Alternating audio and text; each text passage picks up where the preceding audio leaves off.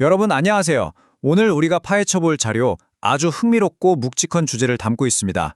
바로 한국 개신교의 쇠퇴 현상인데요. 보통 어떤 집단의 규모가 줄어든다고 하면 인구가 감소해서 그렇구나 혹은 경제가 어려워서 그렇구나 하고 외부적인 요인을 떠올리기 십상이잖아요. 하지만 오늘 살펴볼 문헌은 완전히 다른 시각을 제시합니다.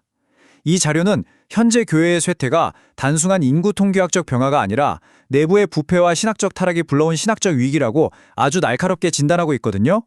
자, 그럼 본격적으로 들어가 보겠습니다. 오늘 살펴볼 이 문헌의 진단 체크리스트 빠르게 짚고 넘어가 볼까요?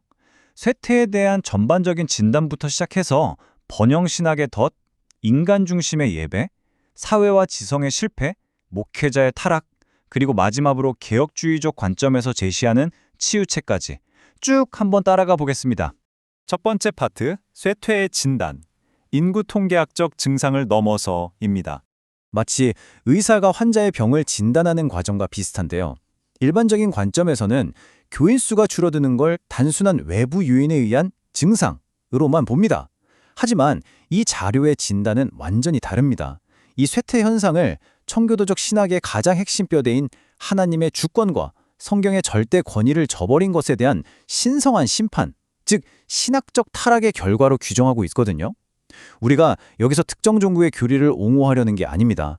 이 문헌이 상황을 얼마나 구조적이고 냉철하게 분석하고 있는지 그 흥미로운 논리를 따라가 보는 겁니다. 그럼 대체 그 신학적 타락의 구체적인 원인이 뭘까요? 자료에서는 이걸 5가지로 딱 나눠서 진단합니다. 번영신학, 인간 중심적 예배, 공적 책임의 상실, 반지성주의, 그리고 목회자의 권위주의. 역사적인 이상향과 지금의 현실이 어떻게 이렇게 확연히 달라졌는지 하나씩 속속들이 파헤쳐보죠. 두 번째 파트, 번영신학의 덫, 물질적 부와 거룩한 삶입니다. 이 분석 자료는 1970년대와 80년대 한국의 급격한 경제 성장기를 콕 집어서 주목하는데요. 이 시기에 사회에 세속적인 가치관이 훅 들어오면서 이른바 번영신학이라는 게 깊숙이 자리 잡게 됩니다. 문헌이 정의하는 번영신학이란 예수를 믿으면 물질적으로 풍요로워지고 세상에서도 성공한다는 굳건한 믿음이죠. 여기서 가장 결정적인 포인트는 이 번영신학이 교회가 가진 본래의 메시지, 그 DNA를 완전히 뒤바꿔놨다는 겁니다. 고난의 길보다는 당장 내 눈앞에 떨어지는 현세의 복에만 집중하게 만든 거죠. 이게 원래 청교도적 이상과 비교해보면 정말 극명하게 대비가 됩니다. 이상적인 모습은 하나님의 영광을 우선하고 좁고 거룩한 길을 걷는 거잖아요. 그런데 현실은 완전히 정반대로 흘러갔습니다. 세상의 가치를 스펀지처럼 흡수하고 신앙의 척도를 물질적인 성공과 똑같이 둬버린 거죠. 자료는 이렇게 꼬집습니다. 교회가 세상의 탐욕을 마치 거울처럼 그대로 비추다 보니까 자기만의 구별성을 완전히 잃어버렸고 결과적으로 세상 사람들로부터 외면받는 진짜 아이러니의 상황에 처하게 됐다고요. 세 번째 파트, 인간 중심적 예배, 경외심을 대체한 감정적 만족입니다. 여기서는 예배 모임의 본질 자체가 어떻게 변질되었는지를 진단합니다. 개혁주의에서 말하는 원래 예배는 철저하게 신중심, 성경적 원리 중심이거든요. 신을 향한 경외심이 기본 바탕이 되어야 하죠. 그런데 현대의 현실은 어떨까요? 이른바 구도자 중심이라는 명목 아래 감성을 자극하는 음악, 심리적인 위안만 주는 설교, 유명 연예인들의 간증처럼 청중을 즐겁게 하는 무대로 바뀌었다는 겁니다. 자료는 이렇게 사람들의 감정적 만족을 최고치로 끌어올리려는 시도들이 결국 교회의 영적인 생명력을 싹 말라버리게 했고 껍데기만 남은 인간 중심의 지폐로 전락시켰다고 지적합니다. 네 번째 파트, 사회적, 지적 실패입니다. 빛과 소금이라는 표현 다들 한 번쯤 들어보셨죠? 청교도의 핵심 이상이 바로 가정이나 일터, 국가라는 공적인 영역에서 책임을 다하고 철저하게 교리 교육을 병행하는 겁니다. 하지만 현실은 완전히 달랐습니다. 각 교회가 자기 덩치 키우기에만 급급한 지극히 이기적인 교회 지상주의에 빠졌다는 뼈아픈 분석입니다. 탄탄하고 체계적인 신학 교육은 뒷전이고 순간적으로 확 끌어오르는 감정적인 체험에만 기대다 보니까 성도들이 세속적인 사조나 이단의 공격에 너무나도 취약해져 버린 거죠. 이 대목에서 자료는 현재의 냉혹한 현실을 단어 하나로 아주 적나라하게 보여줍니다. 바로 개독교라는 단어입니다. 이건 정말 치명적인 멸칭이잖아요. 윤리적인 정직성이나 사회적 공의 같은 가치보다는 자기 집단만의 이익을 먼저 챙기다 보니 사회적인 신뢰가 그냥 바닥까지 무너져 내린 겁니다. 공공성을 잃어버린 집단이 사회에서 어떤 식의 매서운 반작용을 겪게 되는지 이보다 더 확실하게 보여줄 순 없겠죠. 5번째 파트, 목회자의 타락, 리더십의 추락입니다. 아마도 이 문헌에서 가장 크고 치명적인 원인으로 꼽는 게 바로 이 리더십의 붕괴일 겁니다.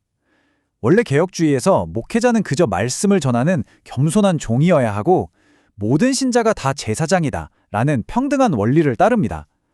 그런데 교회가 걷잡을 수 없이 대형화되면서 어마어마한 부작용들이 터져 나왔죠. 목회자가 제왕 같은 권위를 휘두르고 재정 스캔들, 성적 추문, 심지어 교회를 자식한테 물려주는 세습까지.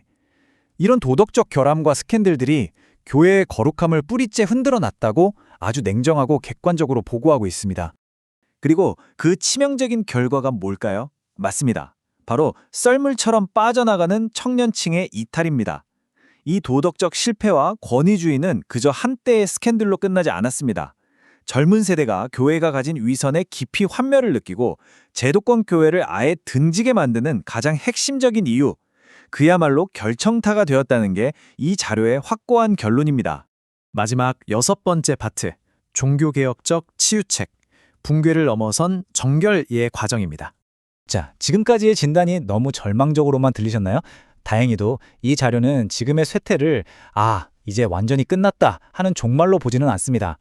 오히려 썩은 부위를 도려내는 필수적이고 신성한 정결 과정으로 해석하죠. 그럼 대안이 뭐냐? 바로 초심으로 돌아가는 겁니다. 종교개혁의 3가지 핵심 가치인 오직 성경, 오직 은혜, 오직 믿음, 이 이른바 트리솔라스로 급진적으로 돌아가는 거죠. 인간의 탐욕을 내려놓고 진정한 청교도적 영성으로 본질을 회복해야만 이 거대한 위기를 넘을 수 있다는 명확한 처방입니다. 오늘 우리가 속속들이 뜯어본 이 흥미로운 분석 자료는 마지막으로 우리에게 아주 묵직한 질문 하나를 던집니다. 과연 한국 개신교의 이 거대한 쇠퇴 현상은 돌이킬 수 없는 최종적인 붕괴일까요? 아니면 잃어버린 본질을 되찾기 위해 반드시 거쳐야만 하는 뼈아픈 정결의 과정일까요? 단순한 숫자의 하락을 넘어서 그 이면의 가치관과 철학을 짚어본 오늘 이 시간이 여러분에게 새로운 통찰과 호기심을 안겨드렸기를 바랍니다. 정말 깊이 생각해 볼 만한 매력적인 주제죠? 오늘 준비한 내용은 여기까지입니다. 끝까지 함께 해주셔서 감사합니다.